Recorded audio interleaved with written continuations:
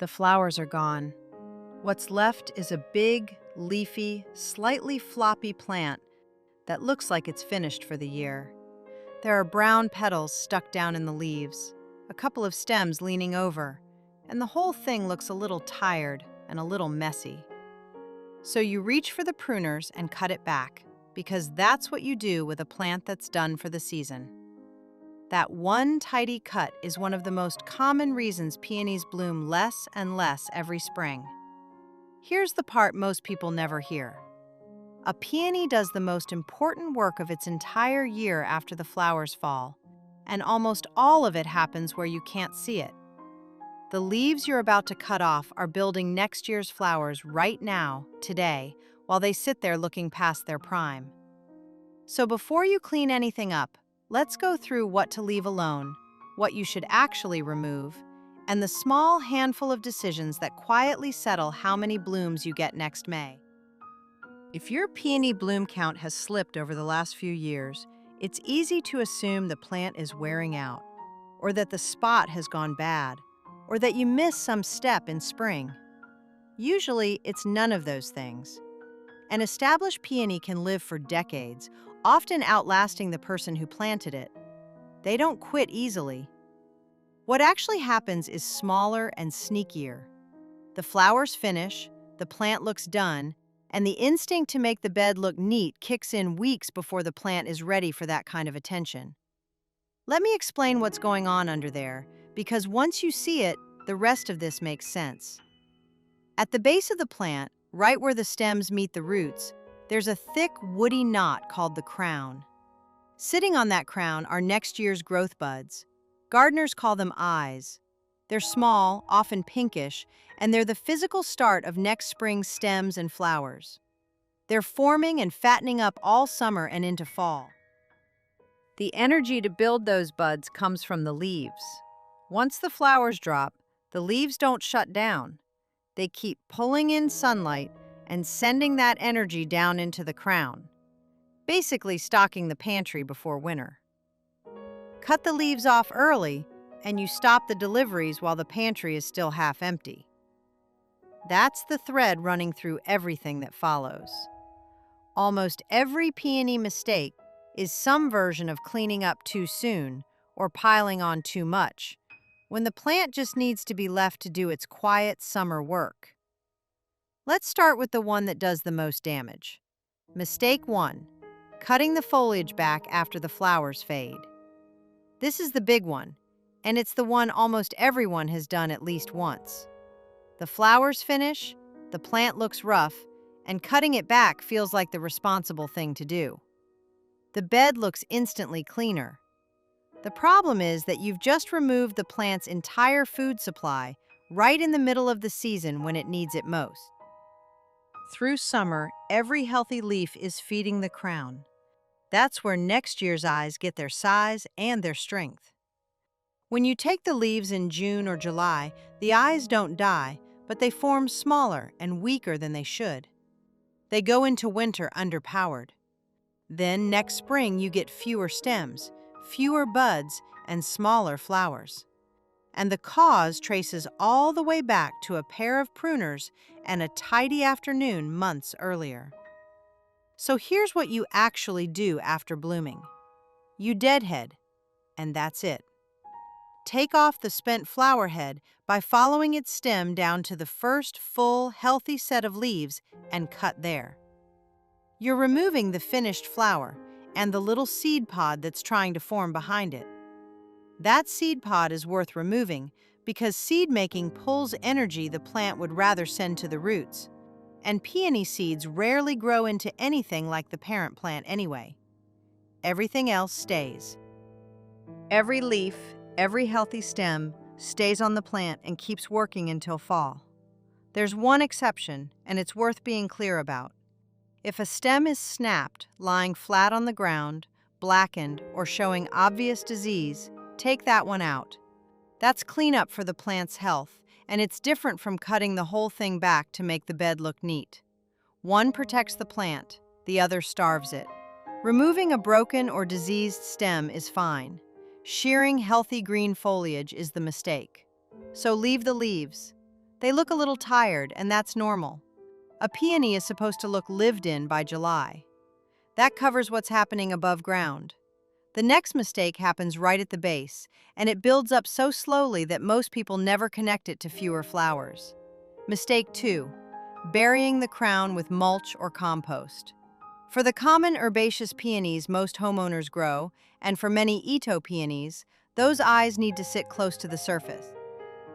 The reliable guideline is usually only 1 to 2 inches of soil over the eyes. Tree peonies are different, especially grafted ones, so do not use this one rule for every peony type. When they're buried deeper than that, the plant does something frustrating. It grows beautiful, full, healthy foliage, and it produces almost no flowers. Plenty of leaves, no blooms. Planting too deep is one of the most common reasons an established peony stops flowering. Now, most people don't plant their peony too deep on purpose. The depth creeps up on them. Every spring, a little compost gets worked in around the base. Every fall, a fresh layer of mulch goes down. Half an inch here, an inch there. None of it looks like much. But stack up a few seasons of that, and you've quietly added a couple of inches of material right on top of the crown. The eyes that started at the correct depth are now sitting too deep, and the bloom count starts sliding for a reason that's invisible from above. The plant looks completely healthy the whole time this is happening. Full leaves, strong stems. The only symptom is fewer flowers, and by the time you notice, the crown has been buried for years. You can check this in about a minute. Next time you're near the base, push a couple of fingers straight down through whatever is sitting on top of the crown. If your fingers sink through loose mulch and compost before they hit firm soil, the eyes are probably riding too deep. The fix is gentle. Pull that built-up material back from the center of the plant with your hands, not a tool. You're working right above next year's flower buds, and one careless scrape with a trowel or a hoe can take out an eye the plant spent all summer building. Keep mulch pulled back a few inches from the stems rather than piled against the crown. And if you're adding compost, ring it around the outer edge of the plant instead of dumping it on the middle. If you've been losing blooms for a couple of years and you can't figure out why, this is the first thing I'd check. It's quiet, it's common, and it's completely fixable. Quick favor before we keep going. If you've ever cut your peonies back right after they bloomed just to clean up the bed, you're in very good company. If this is already changing what you'll do with yours this year, subscribe. A lot of good gardening is not doing the tidy-looking thing too early. Mistake 3. Feeding too much nitrogen after bloom. This next one is sneaky because it looks like it's working. The peony just finished a big show, so feeding it feels right, like giving it something to recover with. You scatter some general-purpose fertilizer or some lawn food that's sitting in the garage, and within a couple of weeks the leaves come in darker, bigger, thicker. The plant looks restored, it looks great, and that's exactly the trap. You're growing leaves, not flowers. Most all-purpose and lawn fertilizers are heavy on nitrogen, and nitrogen's main job is pushing green, leafy, upward growth. After blooming, that's the one thing a peony does not need more of. Its priority has flipped downward. It's trying to build roots, fatten those eyes, and store energy for winter. Hit it with a lot of nitrogen, and you redirect its effort into foliage right when it should be quietly working underground. Here's the part that surprises people. Peonies barely need feeding at all. They're not hungry plants. In good soil, an established peony can go for years on almost nothing. If you want to feed, the move is restraint, not a big dose of high nitrogen product. A little compost around the outer edge of the plant is plenty for mini gardens. If your soil actually needs fertilizer, choose something modest and low in nitrogen, ideally based on a soil test, instead of reaching for lawn food or a heavy all-purpose feed. Many growers feed lightly only every other year, or just top dress with compost. And where you put it matters as much as what you use. The roots that actually take up nutrients run outward, away from the center, not straight down under the stems. So scratch any feeding into the soil out near the edge of the plant, roughly where the outermost leaves reach, and water it in. Pouring fertilizer into the crown does very little except risk burning the base. So if your peony has been getting the same treatment as your lawn or your roses, that's worth rethinking. With peonies, less really is more. Mistake 4. Forgetting water during real summer dry spells. Once a peony finishes blooming, it stops being the exciting plant in the yard. The tomatoes need water, the containers need water, the new shrubs need water, and the peony is just standing there, big and green and quiet.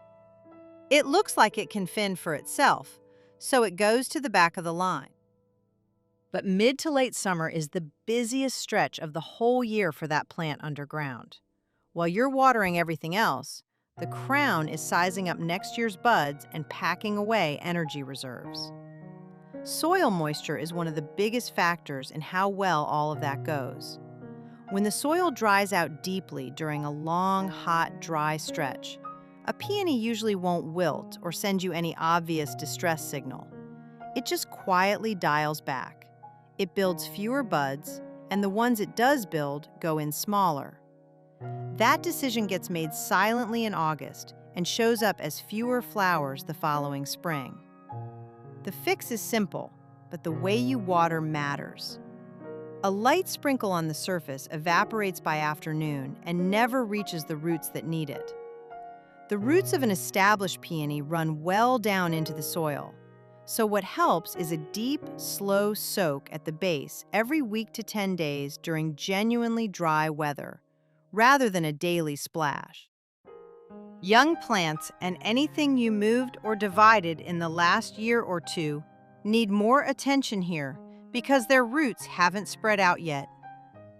Now the important caution, because this cuts both ways. Peonies hate sitting in soggy soil. A crown that stays wet, especially in heavy clay or a spot that drains poorly, is an open door to crown rot, which is about the worst thing that can happen to a peony. So this isn't water constantly, it's don't let it bake dry during a drought, and don't drown it either. Before you water, check the soil a few inches down. If it's still damp, leave it alone. And water at the base, not over the top of the leaves, because wet foliage in warm, humid weather is what fungal problems are waiting for. Read your soil and your weather, not the calendar. A deep soak during a dry spell, and patience the rest of the time. Mistake 5. Cutting down too early or treating every peony type the same. This last one has 2 parts, and they're the ones that decide whether all your summer patience actually pays off. First, the timing. Come September, the garden looks tired. The peony foliage gets a little spotted and rough, and the urge to clear the beds for winter takes over. So the stems get cut to the ground and everything looks neat. But if those leaves still have any green in them, they're still working. Right up until the plant naturally shuts down, it's pulling the last of the stored nutrients out of the leaves and stems and moving it down into the crown for next spring. Cut the leaves while they're still green, and whatever was left in them goes into your yard waste bag instead of into the roots. So the rule for cutting back isn't a date on the calendar. It's the condition of the plant. You wait until the foliage yellows, browns, and starts to collapse on its own, which usually means after the first hard frost. In colder zones, that's often mid to late October. In milder areas, the leaves may hang on, partly green, well into November. Watch the plant, not the date. And that brings us to the part most peony advice skips entirely. It tells you what to do, but never asks which kind of peony you actually have. There are 3, and they are not handled the same way. The most common one is the herbaceous peony. This is the classic. It dies completely to the ground every winter and pushes up fresh from the crown each spring. For this type, Once the foliage has died back in fall, you cut all the stems down to about an inch above the soil. Clean and low, so old stems don't sit there collecting moisture against the crown. The second type is the tree peony. This one is a true woody shrub. Its branches stay alive and above ground through winter, looking like bare sticks, and they are very much not dead. Here's the critical part. Next year's flower buds sit on those woody stems. If you cut a tree peony to the ground in fall the way you'd cut a herbaceous one, you've just removed every flower for next year in a single afternoon. So with a tree peony, you leave the woody canes alone. You only take out wood that's clearly dead, broken, or diseased. The third type is the Itoh peony, also called an intersectional. It's a cross between the first two, and it's prized for colors the others can't manage, like true yellows and apricots. In fall, it dies back more like a herbaceous peony, so you can cut the spent top growth after it collapses, but work carefully around the slightly woody base of the crown. Don't yank or tear at it. Cut above it and leave that woody base intact. If you're not sure which one you have, the easiest tell is what it does in late fall. If the stems die all the way to the ground, it's herbaceous. If you're left with woody branches standing through winter, it's a tree peony. If it dies back but has a tougher, slightly woody base, you're likely looking at an Itoh. One more thing while you're cutting back. If any of the foliage was diseased this year, gray fuzzy mold, dark blotches on the leaves, or that powdery white coating late in the season, don't leave it lying around the crown, and don't toss it on a regular backyard compost pile. In disease-prone beds, removing the old foliage after dieback is one of the simplest ways to lower next year's disease pressure. A cold compost pile doesn't get hot enough to kill those fungal spores. It just stores them over winter and hands them back to your plant in spring. Bag that material and put it in the trash. So here's the whole season boiled down, because none of this is complicated once the timing makes sense. Right now, with the flowers finished, your only real job is to snip off the spent blooms down to the first healthy leaves.